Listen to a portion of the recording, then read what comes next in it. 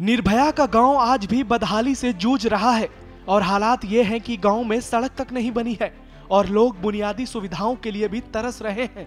16 दिसंबर 2012 उस खौफनाक रात को कौन भूल सकता है जब देश की राजधानी नई दिल्ली में चलती बस में आधा दर्जन दरिंदों ने एक साथ मिलकर निर्भया के साथ दुष्कर्म की खौफनाक वारदात को अंजाम दिया था।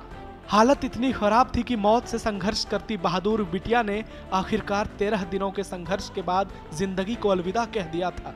इस विभत्स अपराध के 7 साल के लंबे संघर्ष के बाद 20 मार्च 2020 को दुष्कर्म कांड के आरोपी पवन, विनय, अक्षय और मुकेश को दिल्ली के तिहाड़ जेल में सुबह 5:30 बजे पवन जल्लाद द्वारा फांसी के फंदे पर लटका दिया गया था, जबकि एक अन्य आरोपी नाबालिग होने की वजह से रिहा हो गया था। वहीं एक आरोपी राम सिंह ने जेल में ही फांसी लगा ली थी। निर्भया की इंसाफ के लिए सड़क से लेकर संसद तक आंदोलन हुआ था, जिसमें लाखों लोगों ने शिरकत की थी। दोस्तों, आप सोच रहे होंगे आज हम उस बहादुर बिटिया की बात क्यों कर रहे हैं, तो आपको बता दें इसके पीछे भी एक कारण है। वो कारण बताएंगे आपको, लेकिन पहले इस तस्वीर को देखिए।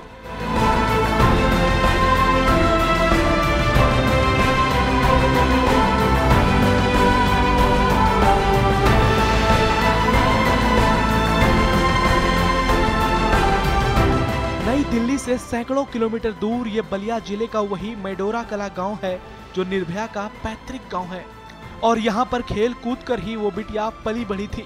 अपने तमाम सपनों को लेकर वो नई दिल्ली में आई, जहां 16 दिसंबर 2012 की उस रात को दरिंदों ने रोड पर रफ्तार से भागती बस में उसके साथ उसके सपने को भी तोड़ दिया। दोस्तों, इस घटना को हुए 11 साल से ज्यादा हो चुके हैं, लेकिन तमाम वादों के बाद भी बहादुर बिटिया का गाँव आज भी विकास से मीलों दूर है। यहाँ के लोगों को आज भी बहादुर बिटिया याद है और उसकी आड़ में किए गए विकास के वादे भी। आज तक गांव में पक्की सड़क नहीं बन पाई है। इसके पूर्व में भी मैं इस विषय में बहुत बात कर चुका हूँ और यहाँ पर हम लोग धरना प्रदर्शन भी दिए थे और धरना प्रदर्शन में मात्र 2 ही बातें थीं। एक तो ये कि हमारे हॉस्पिटल में डॉक्टर नर्स की व्यवस्था की जाए, कर्मचारियों की व्यवस्था पूरी दी जाए या जाँच की व्यवस्था की जाए, और दूसरी ये कि हमारा रास्ता बिल्कुल गलत है, जिसके चलते भी कुछ कर्मचारी आने में असमर्थ हो जाते हैं, इसलिए रास्ते को ठीक किया जाए। इस पर हम लोगों ने धरना प्रदर्शन भी दिया था। दोस्तों, इस गांव की हालत बेहद खराब है। यहाँ सड़क की समस्या सबसे बड़ी है और बिना सड़क तो विकास असंभव है। यहाँ के छोटे छोटे स्कूली बच्चों से लेकर बड़े बुजुर्गों को अनेकों समस्याएं होती हैं। आज लगभग हमको लग रहा है कि जब से रास्ता एक बार बना उसका फिर दोबारा उसका मरम्मत भी नहीं हुआ। कितनी दिक्कतें होती हैं सर आने जाने में? अब दिक्कत तो कहने से हल नहीं होगा सर, लेकिन झेल रहे हैं, मर रहे हैं इसी में हम लोग।